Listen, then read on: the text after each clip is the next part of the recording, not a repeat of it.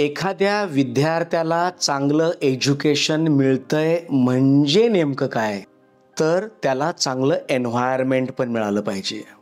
होतं असं की त्याला एज्युकेशन चांगलं मिळतं, पण एन्व्हायरमेंट जर खराब मिळालं तरी तो विद्यार्थी घडणार नाही आहे व्यवस्थित, जसा घडायला अपेक्षित आहे.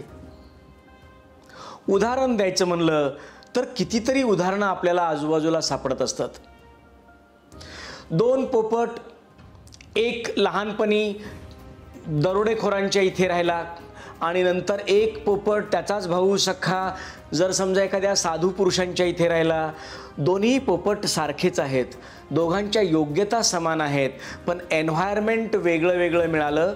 एक पोपट जो दरोडेखोरांच्या सहवासात होता तो हाना मारा पकडा अशा पद्धतीचे शब्द उच्चारायला लागला, आणि जो दुसरा पोपट आहे जो साधू संतांच्या सहवासात होता तो अतिशय नम्रपणे सर्वांसोबत राम राम, या बसा, तुमचं स्वागत आहे, अशा पद्धतीचे पवित्र शब्द बोलायला लागला. काय होतं, आपल्या एज्युकेशनमध्ये एन्व्हायरमेंटला खूप कमी महत्त्व आहे.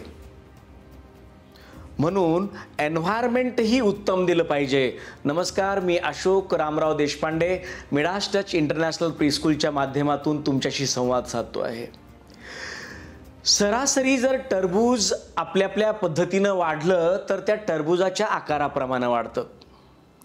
पण जर समजा टरबूज छोटं असताना त्याला एका विशिष्ट चौकोनी पेटीमध्ये जर ठेवलं गेलं तर ते हळूहळू वाढायला लागतं. इकडचा दाब संपल्यावर ते इकडं वाढायला लागतं, जिथे स्पेस आहे तिथं वाढायला लागतं. आणि आपल्याला या विश्वामध्ये परमेश्वराने न बनवलेलं टरबूज बघायला मिळतं. त्याचं कारण काय आहे? तर त्याचं कारण आहे आपणच त्याला एका विशिष्ट शेपमध्ये त्याला वाढायला परवानगी दिली. हे आहे त्याचं एन्व्हायरमेंट.